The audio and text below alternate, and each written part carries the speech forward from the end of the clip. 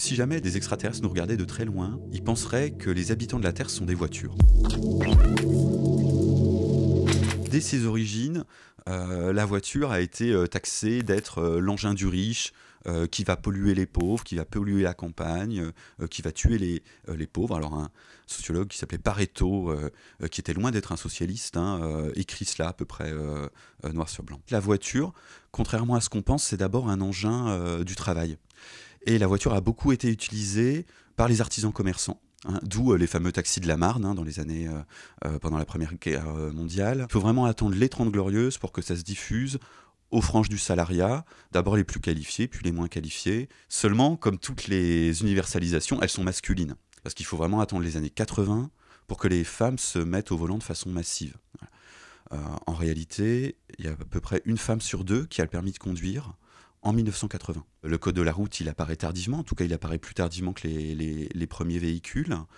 Et en réalité, il faut attendre qu'une femme de ministre se fasse renverser à Paris pour qu'on prenne conscience qu'il y a un véritable danger à partager la voie. Voilà. Bien sûr, il y avait eu auparavant d'autres décès, d'autres blessés, mais ça passe par les classes dominantes.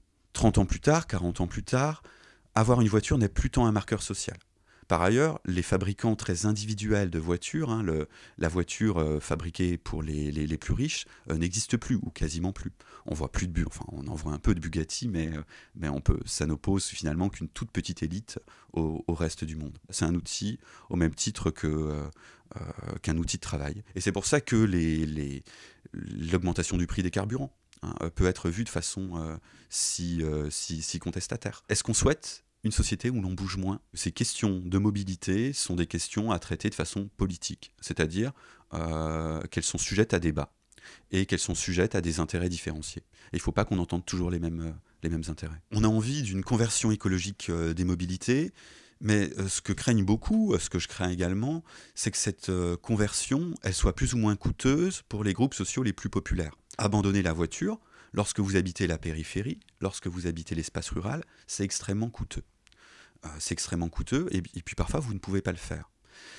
En réalité, vous ne pouvez même pas vous acheter un véhicule électrique. La mobilité électrique, qu'on voit un peu partout sur les affiches publicitaires, n'existe pour l'instant beaucoup plus sur les affiches publicitaires que dans la vie quotidienne des Français. On met beaucoup le doigt sur la mobilité quotidienne en oubliant d'autres types de mobilité qui sont très coûteuses, à la fois de façon collective, parce qu'elles sont fortement subventionnées, et écologiques. À vrai dire, on ne se pose pas trop de questions quand on ouvre une ligne de TGV sur qui va prendre ces trains, combien ça coûte, à la fois en termes d'artificialisation des sols, mais aussi en termes de consommation, puisque même si l'électricité est produite de façon nucléaire, elle a des coûts qu'on ne voit peut-être pas à une échelle temporelle plus faible. On est assez propice à montrer du doigt la mobilité des autres, tout en ne pensant pas à sa propre mobilité et à ses effets. Je pense qu'il faut qu'on soit précautionneux, qu'on comprenne aussi que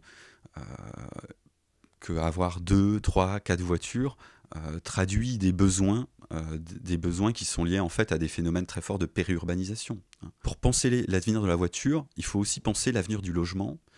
Et en l'occurrence, je crois que ce sont des questions qui sont très tues, qui sont très passées sous silence dans le débat public. Les prix du foncier, les prix du logement ont tellement grimpé qu'on a éloigné sans cesse le domicile du travail.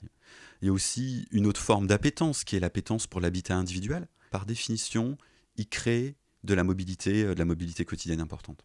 Je crois que si on ne réfléchit pas un peu au logement, on aura du mal à réfléchir à l'avenir de l'automobile.